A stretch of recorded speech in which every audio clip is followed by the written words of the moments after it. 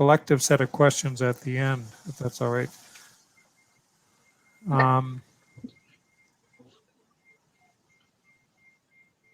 Okay, I think we've... Yeah, good luck. Good luck with your session. Okay, thanks, Hannah. Sorry about the problems. Thanks. Bye. Bye.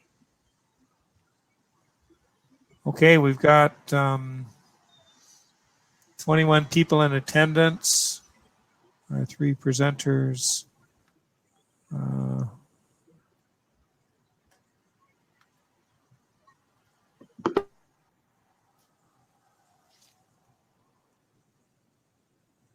Okay, I'm going to welcome everyone. My name is Jim Mulvale. I'm speaking to you from the traditional lands and territory of the Mississauga of the Credit, and also the Anishinaabe, Yorona, Wendat, Haudenosaunee, and Ojibwe Cree people and Métis people here in Southern Ontario. And I'm very pleased to offer to welcome you to this session where we're going to look at what's been happening in Quebec with Ysabel Provencher and in Atlantic Canada with Rachelle Pascoe-Deslauriers and Cynthia Dyck in response to income security programs to meet the challenge of the pandemic. I think this session will give us a good kind of real world data driven, if I can use that term, examination of how a basic income can be rolled out and can actually help people. So if you want to submit a question, please do so with the question feature in Crowdcast. Each of our we'll kind of deal with questions at the end of each of both of the presentations. The presentation first by Rachelle and Cynthia, and then the presentation by Ysabel. And I'll introduce the speakers momentarily. And so I'm looking forward to an interesting and engaged discussion. So first of all, I'll introduce the speakers. We have with us Rachelle Pascoe-Deslauriers, and Rachelle is an assistant professor in commerce and women and gender studies at Mount Allison University in Sackville, New Brunswick. She has research expertise in workplace innovation and labor market policy, and has been looking at improving the quality of jobs for workers. And she also has a background in organizational and employment policy. Cynthia Dyck, who works with Rachelle, is conducting research on individuals who receive the Canada Emergency Response Benefit, which was a program rolled out by the Canadian federal government in March 2020 to deal with income collapse of many, many people because of the COVID-19 pandemic.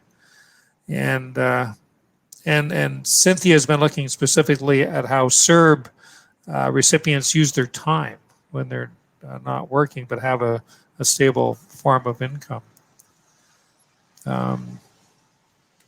So that's our first presentation. Our second presentation will be by Ysabel Provencher. She's a full professor of social work at Laval University in Quebec City in Canada. Her research focuses on income security systems and issues related to the renewal of social protection.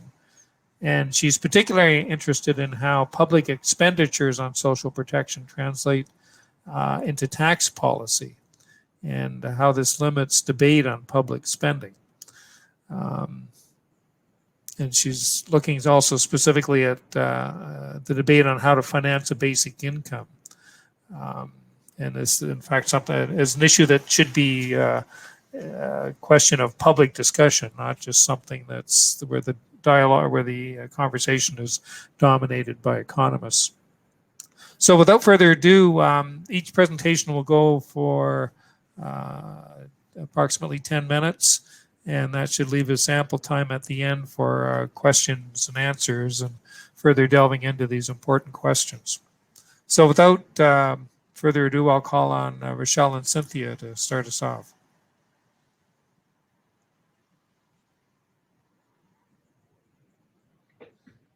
Great, thank you. Can everyone see those slides okay? Yes. Wonderful. So thank you so much for having us. It's a delight to be here. As we already heard, my name is Rachelle. I'm assistant professor at Mount Allison University, and Cynthia Dyck has just finished her Bachelor of Commerce, actually just received the diploma yesterday, so congratulations, Cynthia. Really what we want to do, many of you have perhaps seen the headlines, they're not new headlines, but really how the pandemic and the more generous benefits that we've seen spell trouble for or recruitment woes for low wage, low discretionary, tail risk type employment opportunities. And so, like I said, not new debates, but that's really what we want to tap into. How do CERB recipients and people spend their time, and what are the implications for job quality is something that we want to talk about, and specifically thinking about employment commitment. So in terms of the schedule, I'll just do a quick recap of some of that literature and the evidence on work disincentives. What do we know about that? What are the implications for jobs and job quality? I'll turn it over to Cynthia, who will talk about CERB more specifically, and really the research that she did where she asked, what do people do while receiving CERB? And lastly, we have a couple of thoughts about what are the implications if a universal basic income is implemented, and some challenges that are presented by the data.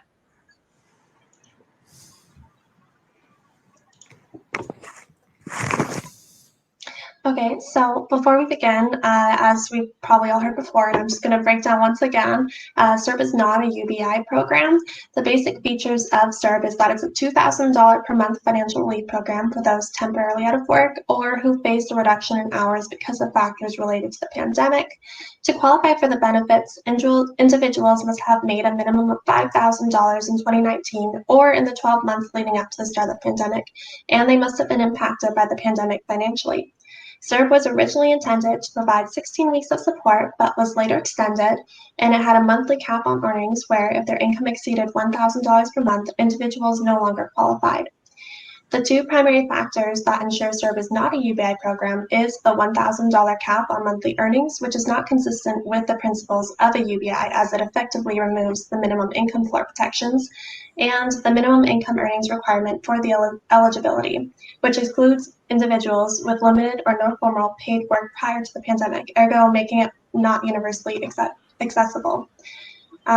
However, it is interesting for exploring critiques of the UBI program because, in spite of these differences, insight from the CERB program can bring interesting contributions to debate related to the UBI programs, as well as to broader active and passive labor market programs.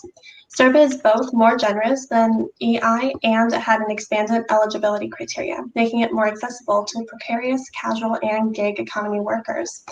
The program is not tied to an activation agenda where workers are required to participate in job search related activities or report their job search activities as a condition of receipt, which is an important distinction because it allows exploration of time use under conditions of relative financial security without the activation pressures.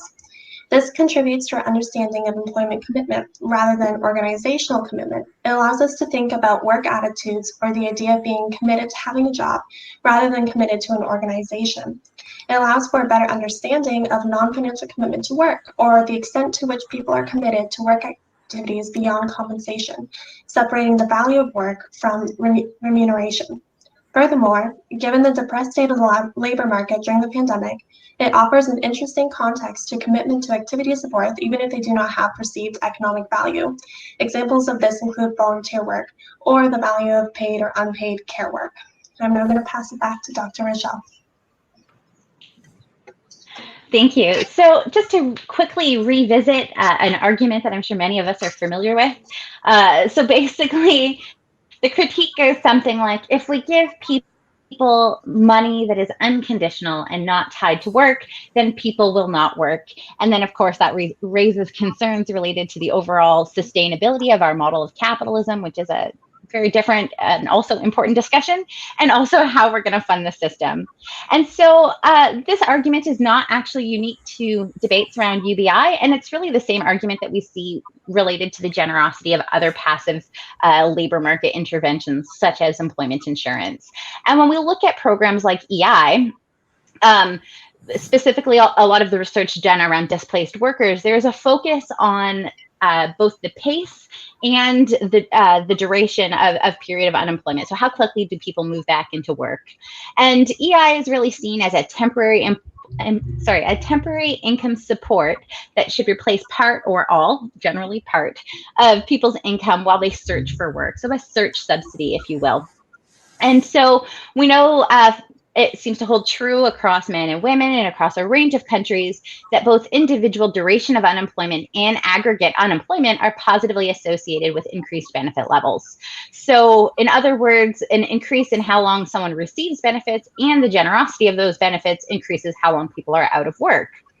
As a result, unemployment benefits are considered to have an adverse effect on reemployment rates, and the popular policy response is to both reduce the duration and the generosity of benefits. So really apply that downward pressure on reservation wages or how much people are prepared to hold out for. But when we think about the rest of the story, there's really some interesting research that looks at, well, actually access to other financial means, such as savings, for example, have very similar levels of negative impact in terms of search effort and the similar positive effects on individuals' reservation wage. They're prepared to hold out and not just accept any job, which is a really interesting idea. And so unemployment goes up, people stay out of work for longer. But does this mean they actually just hang out and don't do anything? This is an interesting question, certainly related to UBI, but not necessarily one for this presentation. And so we want to focus on, do people do productive activities? And I'm certainly making emphatic quotation marks around productive activities. We see when we look at research that looks at the lottery question, for example, so do people continue to exhibit a commitment to employment when they don't have the financial needs? We see certainly that people do. People do express an interest and a commitment to being in work. But when we look at the type of work that people are in, here we see some variation. So people who are unemployed have similar levels of work commitment to people who are in employment. However, when we look at people who are in insecure work, they have lower levels of employment than other groups. And when we think about people who are in instrumental jobs compared to stimulating work, they too have lower levels of commitment to work. So this all raises very important questions in terms of job quality and how this fits into the discussion. And so we can see pay as the floor, but not the defining feature of what makes a good job. And there's a large body of evidence that looks at intrinsic motivation and certainly related to volunteer motivation. But we want to instead focus on the job quality literature that identifies skills utilization, autonomy, discretion, opportunities for development as important factors that people are looking for in terms of the activities that they do. So I'll turn it over to Cynthia. Thank you. So in the fall of 2020, we embarked on a small exploratory study focusing on how individuals chose to use their time when receiving CERB. We included questions that were modeled off of the Statistic Canada's time use survey. So the survey focused on the kinds of activities recipients engaged in before the pandemic in comparison to while they were receiving CERB. There were a total of 77 usable survey responses collected through advertisement in various media platforms, such as the Facebook community group and a few Reddit pages. And we also conducted seven follow-up interviews. The majority of responses were from those located on the East Coast, with a concentration in Nova Scotia and New Brunswick, although we did accept responses from any location in Canada as long as they had been a recipient of CERB. So the demographic breakdown of the survey respondents was 53% men, 37% women, and 10% other. And about 57% of the respondents have been in full-time work before the pandemic. The age range of the majority of the recipients was between 18 and 44 years old in the respondents.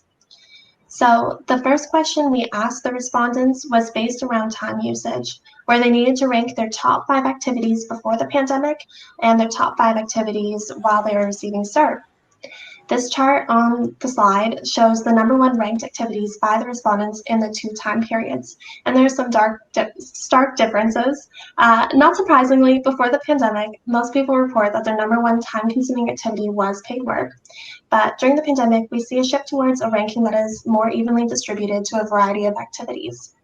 The top ranked spot during the pandemic is education, where 19% of respondents placed it as their most time-consuming. You can observe a slight increase in educational activities in comparison to before the pandemic. 18% noted, unsurprisingly, that they had a lot more free time on their hands. There's also a huge jump in childcare, which is, again, not surprising given closure of daycare, school, and informal care networks. There's also a jump in the regular upkeep and maintenance of respondents' homes. So the next item that we took a look at was the level of community engagement respondents had during the pandemic. We had them go through a list of activities centered around actions that would encourage developing a social identity and new skills outside of a structured work life. Approximately half of the respondents indicated they had learned a new skill or hobby, while over 40% of people took an online class. Just over a third joined a virtual social group, and 10% indicated that they had launched a business. One comment that had been made by a respondent was that because of CERB and the financial security, it was primarily that factor that led them to being able to start their business. We also posed the question of how much volunteering respondents engaged in during the pandemic. 22% of recipients spent their time volunteering. From the 22% who actively engaged in volunteering, 24% volunteered every day, 18% volunteered a couple times a week, 41% volunteered once a week, and 18% volunteered once a month. The types of volunteerism that recipients engaged in range from community outreach to advocacy. While not everyone engaged in active volunteerism, there have been a considerable amount of barriers for those who did, from the required bubbling and not being able to interact with people, to organizations having to quickly adjust to new health and safety guidelines. The fact that 22% had actively been able to find ways to volunteer speaks volumes. We had several comments from respondents indicating that they had actively reached out to organizations wanting to volunteer, but because of the pandemic's impact on the nonprofits, they had not heard back. I am now going to hand things back to Dr. Rachelle.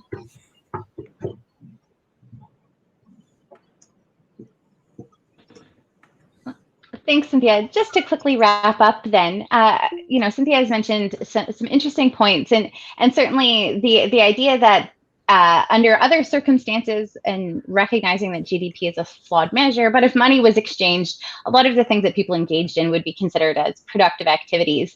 And as Cynthia pointed out, this is quite interesting in the context of the pandemic, where engaging in activities is just complicated, right? If we recall to a year ago, how are you able to interact with other people? How safe is it, and so on? So it was just very complicated. Activities included a range of things that we would consider social reproductive labor, self-development, community development, and consistent with past findings, people seem to indicate that activity is strong, right? People engage in a range of different ways. So that's all very interesting. And for us, some of the big things that jump out is, in the event of a universal basic income, there's a really important role for the state. We heard that in some sessions earlier today as well. But critically, as Cynthia pointed out, there are real challenges of matching and engaging in opportunities. So whether that's facilitating that with nonprofit organizations, but certainly a lot of people express frustration and concern about prolonged periods of unemployment, the dire state of the labor market, what kinds of opportunities they could engage in. And so this facilitating role, so that people have opportunities to use skills, develop skills, and not get left behind with the lack of structure that not having employment provides people, is quite important. The other thing that's quite interesting, again, coming back to that financial times piece, is this question of job quality. So again, separate from intrinsic motivation, what are the implications for the design of work, right? How do we design jobs that move past a zero-sum game of job quality, where it's the individual who moves at a poor quality job, but the poor quality job stays the same? And so how do we actually design jobs to allow better opportunities for development and autonomy and discretion? And with that, we very much appreciate you joining us today. And I think we've got time for a couple of questions before we we'd turn it over. Are there any quick questions around the material presented by Rachelle and Cynthia? I'm going to check the question box here too. We'll have time at the end for general discussion and questions, but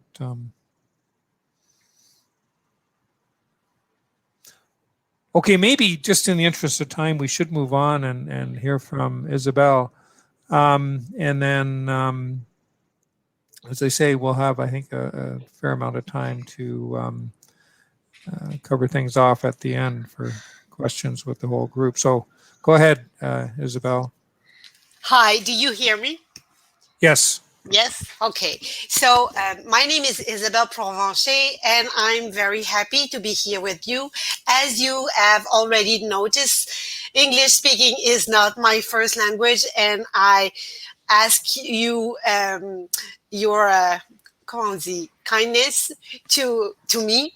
But for me, it's a real pleasure because I don't have much occasion to practice. So I will begin. I will share my screen. As you can see, partager. Do you see it? Okay. Yes. Voilà. Okay. So, voilà. I want to say, when people talk about basic income, whether in the form of universal basic income or guaranteed basic income, there are questions that arises immediately that is of cost. If basic income could be a better income security instrument than those we already have, how much will it cost? So I'll try to change my screen. Then I have to, voila. Do you see it? Oui. Okay. So growing interest in recent years, especially last year, about basic income led to increase in research on basic income cost estimates. And these cost estimates studies show different results according to three elements. First element, the proposed framework, UBI or guaranteed basic income, which has a direct impact on target population groups and access condition to the allowance. Second element, defined level of benefit. Either the amount is fixed according to a low income measure, or the amount is in addition to an existing program measure, or the allowance, the amount is fixed without taking in account any poverty measure or existing program. And third element, consideration of existing programs and tax expenditures to fund the basic income. And this, as you know, have a direct impact on net cost of implementation. In my work, I'm doing with la chaire de recherche en fiscalité et finances publiques, so with colleagues, we are trying to take a closer look on this third element. And I will go to my next slide. Since the basic income is being explored as a possibly better instrument of income security, I looked into public expenditures on social protection in Quebec. More precisely, program expenditures and tax expenditures related to social protection. So how to do that? Mostly when we talk about social protection, we talk about areas of social protection as illness, disability, survival, family, children, unemployment, social exclusion, which is quite important in Quebec. So, but we can try to have a deeper understanding of social protection by looking at programs, measures, and associated costs according to different social protection objectives. Because public authorities may want to support income, promote pensions, help employment, recognize family responsibilities, encouraging education, promoting equity, rights and equity, and pursuing a specific objective.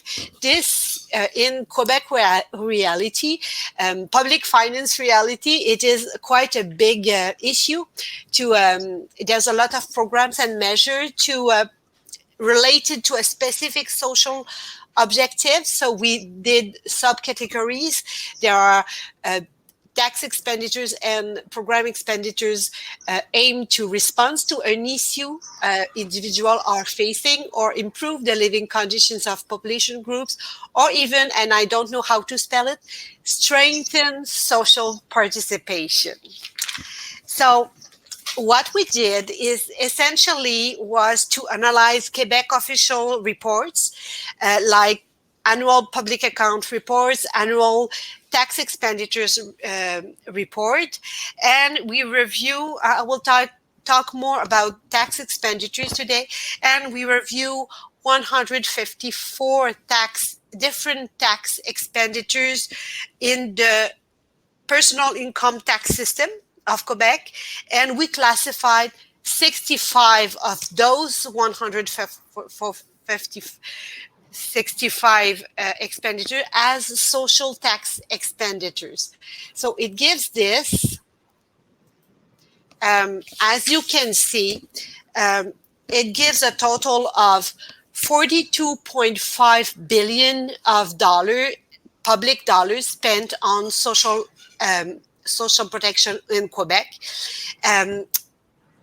distributed almost equally between tax expenditures, which counts for $20.1 billion, and program expenditures for $42.4 billion. So as you can see in the chart, I think we say chart, the extent of public expenditure change in terms of the objective to be achieved. Meanwhile, the type of public expenditure change also, either program expenditure or tax expenditure change also depending of the objective. As you can see, promoting pension is only made by tax expenditure, but supporting income and recognizing family responsibility are shared among tax expenditure and program expenditure. Because pursuing a specific objective is a very big component, I did a closer look of it. So I should have put green columns so that you remember, but this is only tax expenditures. So it's about a little bit more than 2 billion. And it is distributed among different tax expenditure aimed to respond to an issue, improve the living condition, or strengthen social participation. So analysis of expenditure carried out depending on the objective helps to judge which expenditure could be used to finance a Quebec basic income component. This analysis shows, for example, that transfer payments to individuals based on other objectives than support income are bigger than the expense than those aimed to support income as social assistance. So if I express myself better, I would say there is a little more money by transfer payments to individual in everything else than in social assistance payments. So it's quite a big amount. I will go to my next slide. So, well, before that, maybe I will just end. What it means is that some transfer expenditures to individuals, either refundable tax credit or other program transfer payments, are aimed to other objectives than support income, but they do have an impact on income security.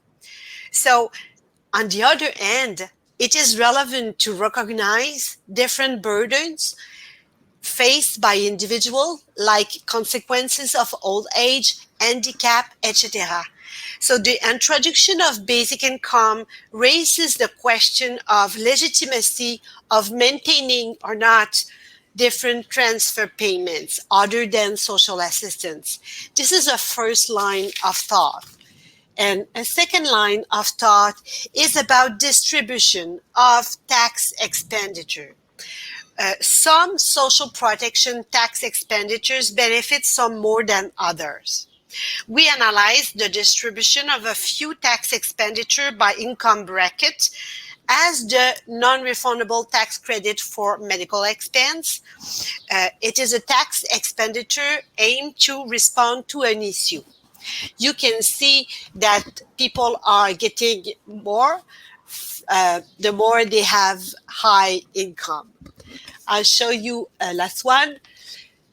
This is another tax expenditure. It's a non-refundable tax transfer for unused tax credit by a spouse, and it is aimed to promote equity. But as you can see, the share is not the same for every bracket, every person, depending their income.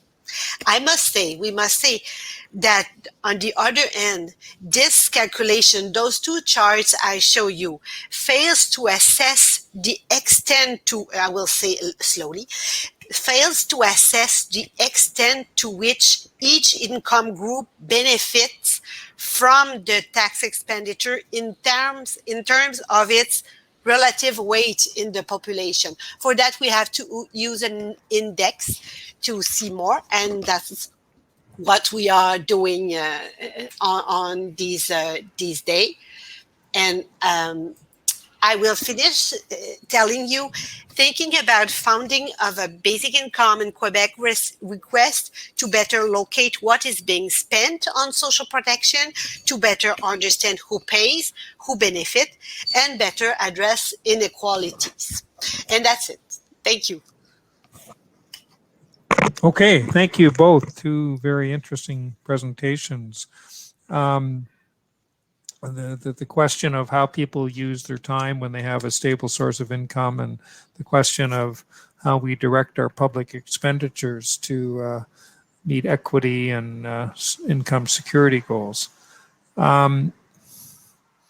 Okay, so we've got about 15 minutes left for question and discussion.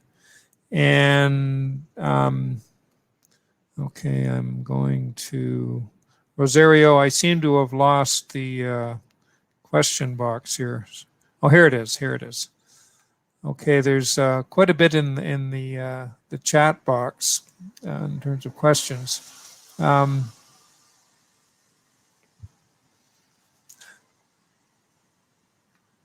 I would just maybe first to Rachelle and Cynthia. Do you think some of your findings from this really interesting study can have some impact on the case we make, or how we advocate for ongoing social assistance or ongoing income security that, unlike CERB, would not be time limited? Yeah, thank you. And thanks, Ysabel, for also a really fascinating and exciting presentation. Yeah, I certainly think that there is potential learning that we can do from this study that applies to both universal basic income, but also any of our employment assistance programs. Certainly a critique of activation agendas is not a new one as well. There's been quite a lot of critique about that, the extent to which sanctions and really strict activation agendas put not only that downward pressure on wages, but really force people to accept any job, right? And so again, when we think about quality of work, when we think about aligning to people's skills, right? When we think about labor market statistics in general, they're regional, but that's not necessarily a representation of somebody's occupational labor market, right? And so I think moving beyond this discussion of activation and this assumption that if there isn't a strict penalty, that people just sit around and do nothing, which, as I pointed out, is a a very different and equally legitimate debate to be having, but people do stuff. So I think that's a really interesting point. I don't know if you want to jump in, Cynthia. Yeah, go ahead, Cynthia. I don't think I have anything else to add. I think Rachelle summed it up very well. And I found the question box here finally. Just let me check.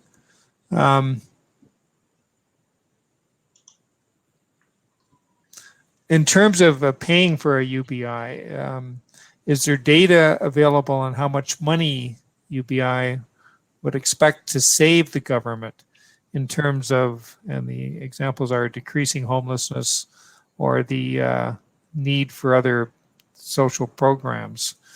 Maybe I'll thank you, Joanna, for that question. I'll put that to Ysabel.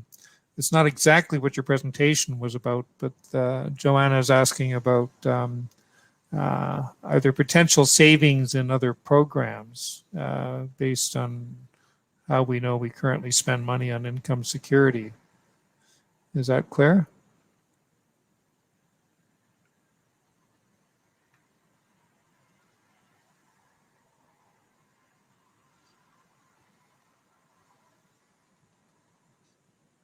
Are you there, Ysabel?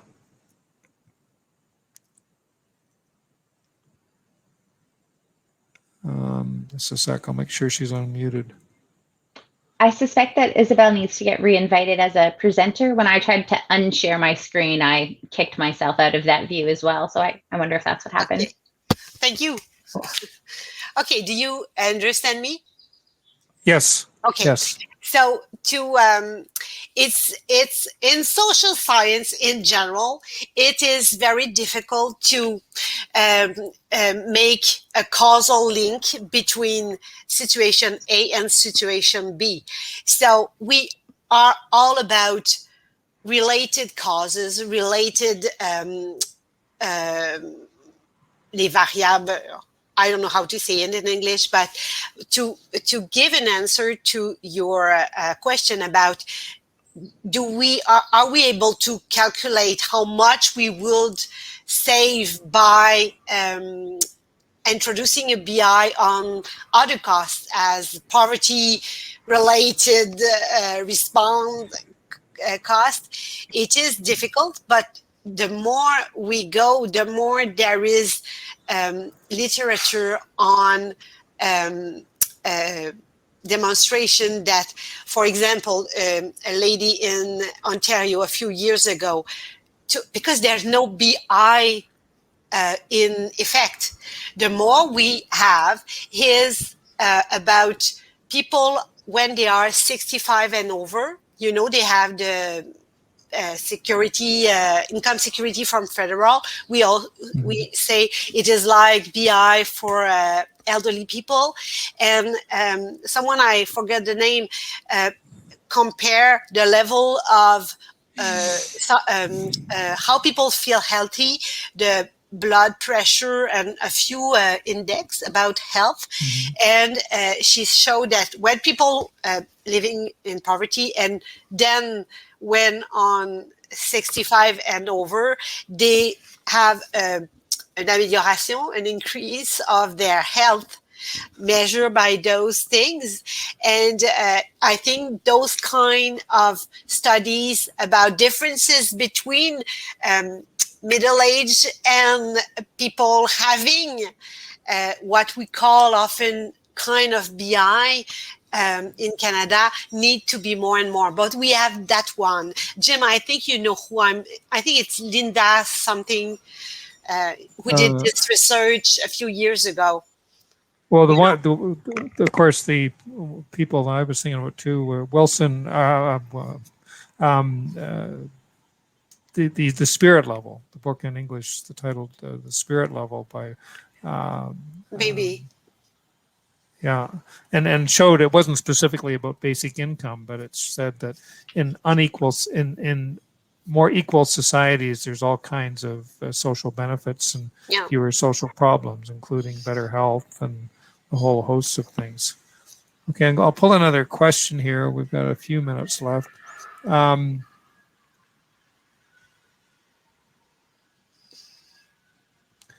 There's a question from Pamela Cornell to Rachelle and Cynthia. How did people you interviewed go about keeping track of how they allotted their time? Did they keep a journal, or were there other methods used? So we based it off of the Statistics Canada time use survey. They didn't do journals, so we didn't have them a lot times because, you know, it's been a couple months. You're probably not going to remember by hour what you did.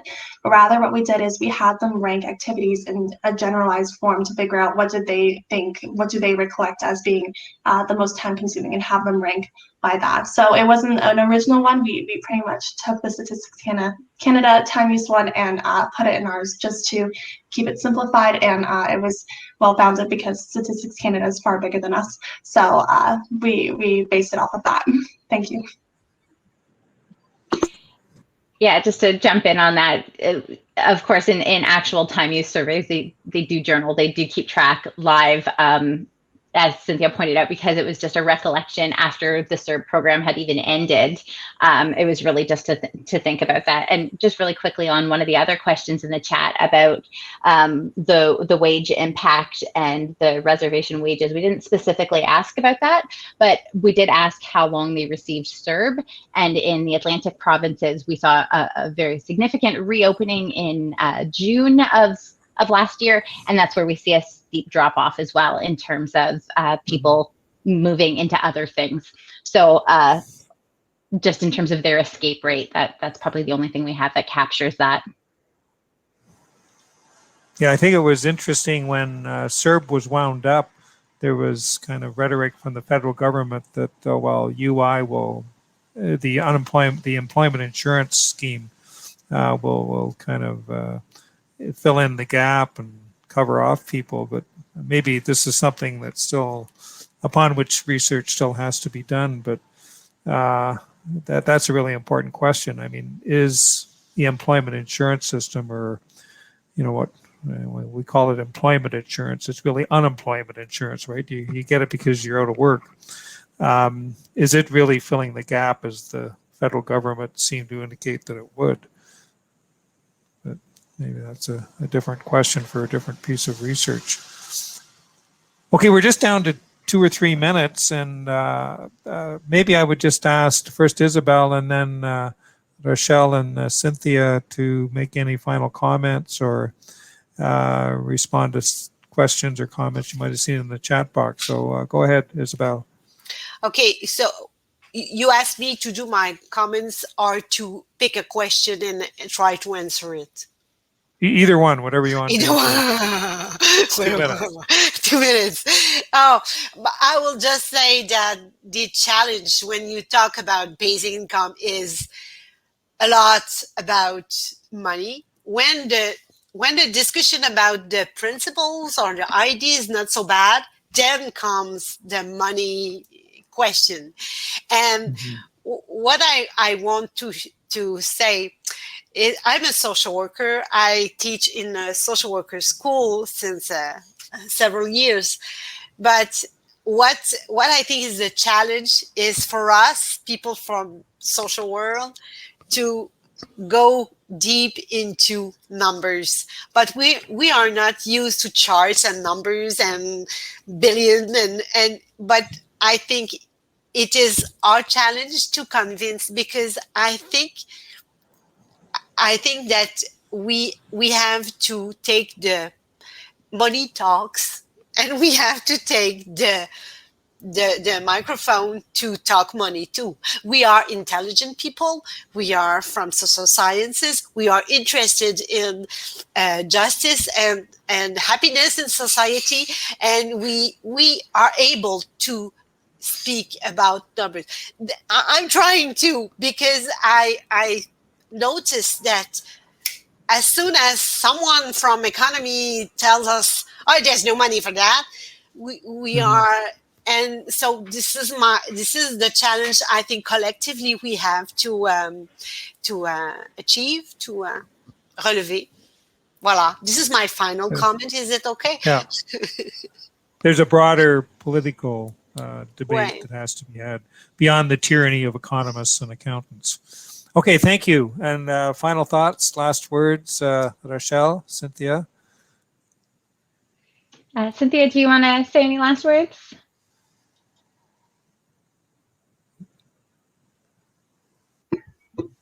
I just want to thank you all for letting me speak, and thank you, Rachelle, for letting me do this project. She was my faculty supervisor. It was a lot of fun. I enjoyed it, so thank you. Yeah, I just want to quickly, put my cards on the table as an employment researcher. I'm really interested in this issue of job and work design and how our employment and social policies impact what employers do in the design of work. And I think that's the part that gets me most excited about a UBI debate is these low skill, low discretion and low wage, sorry, not low skill, low wage, low discretion, low autonomy jobs. They don't need to be designed in the most low discretion, low autonomy, poor quality kind of way. And so when we have competition for that labor at the floor, right, and people have opportunities, what does that mean in terms of changing the design of work? What do our employers need to do to be able to do that? And of course, that ties into broader debates about our immigration policy and the way that we use labor to substitute at that bottom end of the income distribution. So really big questions. But I think there's really important questions, not just about people's motivation, but about the design of work that need to be hashed out a little bit further. Yeah, that's a really key question. Okay, we're at the end of our appointed time. I just want to once again thank both Rachelle and Cynthia and Ysabel for really stimulating and good presentations on very important topics. There was a question in the chat about would the material that the presenters presented in this, and I guess indeed all sessions, will it be available? And I think actually all presenters are invited to submit papers and or slides, and after these NABIG events, they go on the website of the USBIG, which is linked from the BICN website as well. So I think the short answer to the question is yes, the material, if presenters are willing, will be shared and made available. So that will be good to know. You're going to have resources on these very important topics. Okay, so thank you again, merci, and we'll see you all soon in cyberspace in another room. Bye-bye.